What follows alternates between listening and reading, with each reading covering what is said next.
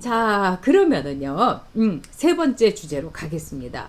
미통당이 싫어? 민주당? 미통당이 싫어? 민주당? 자, 오늘요, 물론 이제 이 미디어 오늘이라고 굉장히 이제 그 좌파적인 매체죠. 그리고 저도 이제 대변인 하면서 정말 미디어 오늘하고 이렇게 대하는 게 굉장히 힘들었던 적이 있습니다. 자, 그런데 오늘 미디어 오늘에서요, 이 리서치 뷰라는, 이 여러분도 아시다시피 요즘 보면은 좌파 팟캐스트라든가 또는 좌파 유튜브에 엄청나게 이렇게 뜨는 사람입니다. 이 박기영이라는 사람이 대표로 있는 거죠. 뭐 이번에 이제 부정선거 관련돼 가지고 그 이근영이라는 사람이 뜨고 있는데, 이근영 박기영 이 일종의 좌파 이 양대 산맥 그 여론조사 기관입니다. 근데 이제 그 가운데서 이 박기영 씨는 상당히 적중률이 좀 높다고 할까요? 뭐 이번 부정선거 뭐 여러 가지 문제가 지금 우리가 의심할 만한 상황이 많은데, 부정선거가 이제 의심이 되지 않았던 몇몇 상황 속에서 상당히 적중률, 그래서 이제 쪽집게다 이렇게 말하는 사람도 있다고 합니다. 근데 오늘 이 리서치뷰에서 나온 이 조사를 보면은 우리가 한번 이 미통당의 문제를 한번 우리가 꼭 짚고 넘어가야 될 재료가 되기 때문에 여러분들하고 함께 이야기를 하고 싶습니다. 자, 이 문재인에 대해서 지지율이 여러분 아시다시피 60%, 꽃병을 멀리 두셔야 될 것 같습니까? 네, 그러면 제가 한번 이쪽으로 할 수 없이 두도록 하겠습니다. 아이고 정말. 이제 괜찮을 것 같습니다. 아유, 감사합니다. 네. 자, 이제 괜찮은지 한번 얘기해 주세요. 저희가 아마도 민감하니까 그런 것 같아요. 자, 이 리서치 뷰에서 미디어 오늘의 이 조사를 받아서 한 이 여론조사를 한번 여러분하고 얘기해 보도록 하겠습니다. 문재인 지지율이 60%. 자, 그 다음에 이 민주당, 더불어민주당 지지율이 51%. 그 다음에 미통당의 지지율이 미래한국당까지 합해서 24%. 이 정도면 이제 더블 스코어라는 거죠. 그리고 문재인에 대해서 어떤 확실한 팬덤이 있다. 이거는 우리가 인정을 해야 될 것 같습니다. 자, 그런데 더 우리가 유심히 봐야 될 게 있습니다. 이번에 왜 총선 결과가 이렇게 나왔을까? 여기에 대해서 제일 크게 통합당이 왜 패배했을까? 여기에 어떻게 나왔냐? 미통당이 못해서가 57%였어요. 미통당이 못했기 때문에 이번 총선 결과가 이렇게 됐다. 더불어민주당이 잘해서는 여러분 5%였어요. 딱 5%. 미통당이 못해서는 57%. 그 다음에 문재인이 잘해서는 23%. 그러니까 문재인 선거였다는 거죠. 그러면 더불어하고 문재인을 합하더라도 28%인데 미통당이 못해서라는 건 57%가 나왔습니다. 그 다음에 이번에 이 선거에 대해서 한국당 후보를 지지했느냐, 민주당 후보를 지지했느냐, 이런 걸 또 이제 물었습니다. 근데 왜 이번에 민주당 내지는 한국당을 찍었느냐, 여기에서 민주당 후보를 찍은 사람들이 어떻게 답을 했느냐. 정부에 힘을 실어주고 싶어서가 52%, 민주당이 좋아서가 12%, 그 다음에 통합당이 싫어서가 23%였습니다. 그런데 반면에 통합당의 후보를 찍은 사람들에게 물었더니 정부 심판이 49%였어요. 뭐 이거는 정말 우리가 일리가 있다고 생각합니다. 그러니까 정부에 힘을 실어주겠다가 52%, 정부 심판이 49%, 거의 이제 비슷하다고 봐야 되겠죠. 그 다음에 통합당이 좋아서가 8%였어요. 그러면은 민주당이 좋아서가 12% 아닙니까? 그러면 12대 8.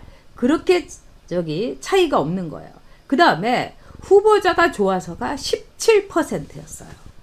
자, 이런 거를 보면은요, 이 지금 말씀하신 대로, 자, HKK님께서 역으로 잘하면 57% 가져올 수 있지 않을까요? 맞습니다. 즉, 왜 이렇게 싫어하게 됐는가? 이런 점에서 이번에 이 문재인에 대해서 뭐 60%라는 거는 여러분도 믿을 수 없고 저도 이제 믿을 수 없지만은 이 캔디님 말씀대로 정말 이 대깨문들 그리고 빅마우스들 막 몰아치기 때문에 또 이 대깨문들은요 대가리가 깨져도 문재인이기도 하지만 시금전폐하고도 문재인인 겁니다. 제가 이제 저희 동네는 이제 이른바 이제 강남, 제가 60 넘어서 강남에 처음 이제 살아보는데요. 얼마 전에 제가 지하철을 이렇게 타러 가려는데 어떤 엄마가 한 아이가 대학생 같아 보이고 그 엄마가 벤치에 앉아서 애를 교육을 시키고 있는 거예요. 선거 끝난데 한 이틀 전이에요. 그래서 어떻게 교육을 시키냐?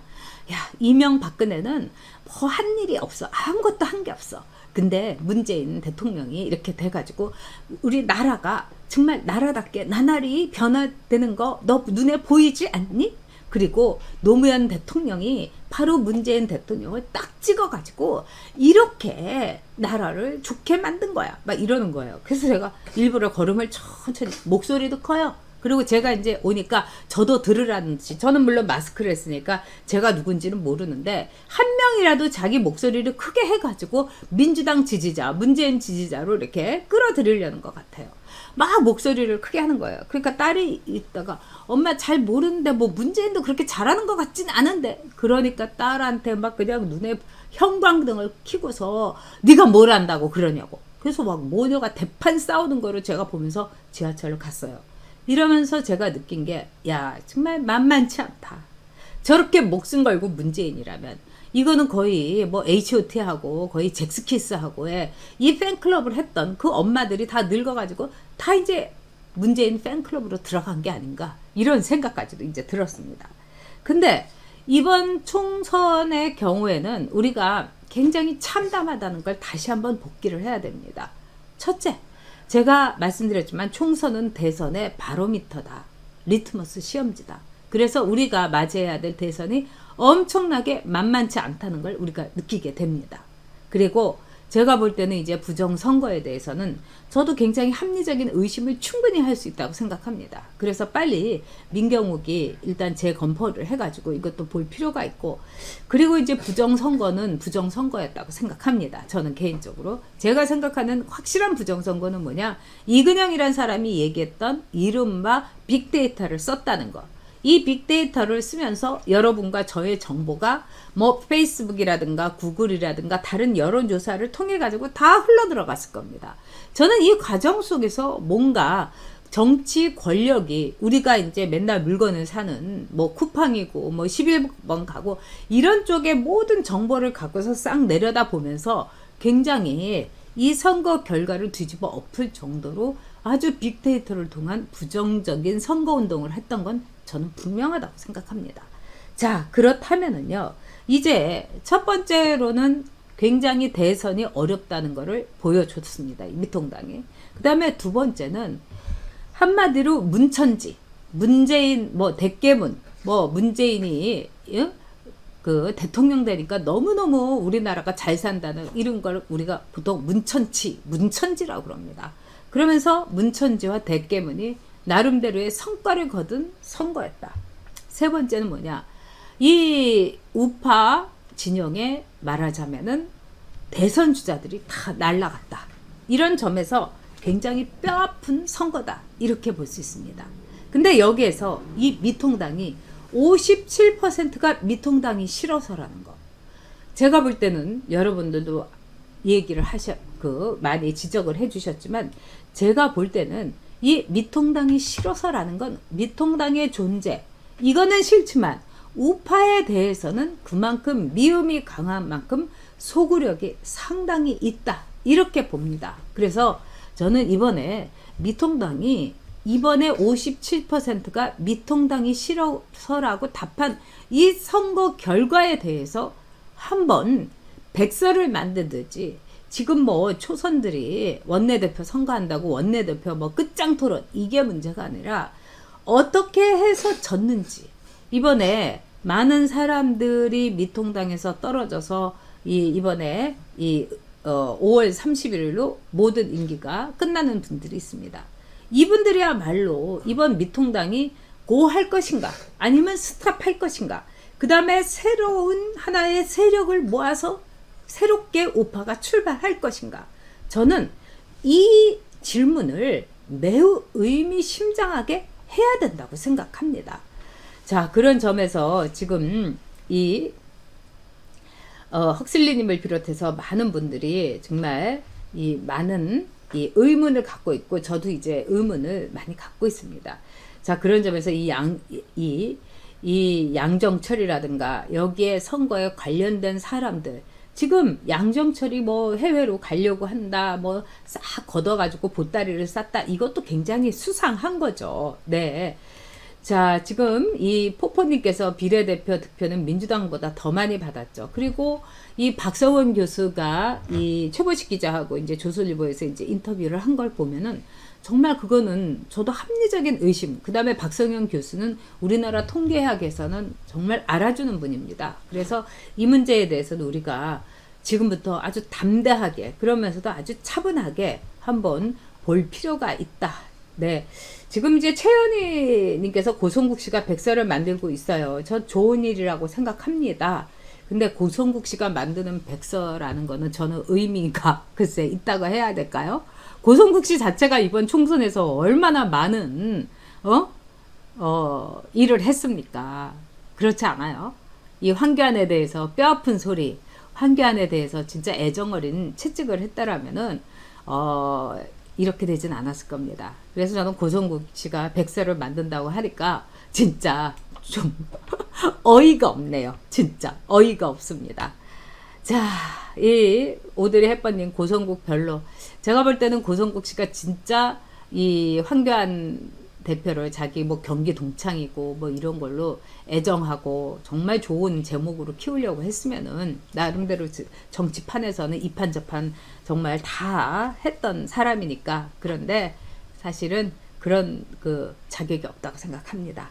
자, 그런 점에서 이제 미래통합당이 문재인을 뭐 명의로 해가지고 뭐 살아날 것 같지도 않고, 그 다음에 결국은 김세연이라는 사람, 오늘 저도 생각을 했습니다만 폴리티컬 코렉트니스라고 해가지고 늘 눈치만 보면서, 즉 우파하면 즉 이제 모든 것이 이제 이 말도 옳고 저 말도 옳고 이러면서 눈치만 보는 이른바 이 좌파들의 이 성향, 이거를 그대로 갖고 있는 사람들이 미통당에 상당히 많습니다. 또 폴리티컬 코렉트니스, PC의 가장 대표적인 인물이 김세연이고요. 김세연 같은 인물이 참 많기 때문에 과연 미통당에서 앞으로 어떻게 될 것인가. 그리고 여러분께서 이제 개헌 때문에도 굉장히 관심이 있을 겁니다. 지금 개헌을 이제 계속 이제 뿜어대고 있는데, 뭐 개헌은 관심이 없다 이러지만은 그거는 이제 뛰었다가 접었다가 뛰었다가 접었다가 밀당을 하는 민주당의 전략입니다. 쟤네들은 개헌하려고 할 겁니다. 그러면 개헌에 있어서 이 미통당에 또 10명인제 내지는 20명 꼬오고 뭐 같이 협박하고 막 이렇게 되면은 개헌을 앞두고서는 어떤 일이 일어나냐. 제가 볼 때는 미통당이 분당되거나 아니면 깨지게 됩니다. 그래서 앞으로 여러분들께서 지금 미통당이 이래라 저래라 이런 걸 다 떠나가지고 지금 깨질 때까지, 아주 박살 낼 때까지 봐야지 그 다음부터 우리가 기대할 수 있는 새로운 보수의 가치를 갖고 있는 정당이 나오는 게 아닌가. 우리가 김세연을 보수라고 볼 수는 없는 거 아닙니까, 여러분? 마찬가지로 이런 PC들이 우글우글거리는 미통당인데, 태영호, 지성호 하나 지켜주지 못하고 등 떠밀어가지고 너 매 맞고 와라 이렇게 하는 미통당인데 우리가 뭘 더 기대를 하겠습니까? 자, 저는 여러분들을 믿습니다. 그리고 여러분과 끝까지 함께 가도록 하겠습니다. 진짜 배현주님 말씀대로 조리돌림을 스스로 했던 게 미통당 아닙니까? 이거는 있을 수 없는 겁니다. 자, 여러분 오늘 어린이날, 모든 이 아무리 커도 자식은 엄마 눈에는 어른이죠. 네, 어린이들과 즐거운 이 하루 보내시고요. 그다음에 오늘 점심도 맛있게 드시고, 어린이날도 열심히 방송하는 이유, 또 어떻게 보면 어린이날 다 바쁠 테니까 뭐 많이 들어오시지 않더라도 열심히 하는 이유는 뭐겠습니까, 여러분? 바로 이 나라 대한민국이 걱정돼서입니다. 그리고 바로 이 나라 대한민국이 여러분의 힘으로 일어설 수 있다고 믿기 때문입니다. 여러분 오늘 즐거운 점심 하시고요. 자, 우리 주동식 후보에게 다시 한번 감사드리고, 자, 우리 새로운 날, 새로운 대한민국, 또 새로운 보수 정당을 위해서 우리 함께 기다리고 우리 최선을 다합시다. 여러분 내일 11시에 또 뵙겠습니다. 감사합니다.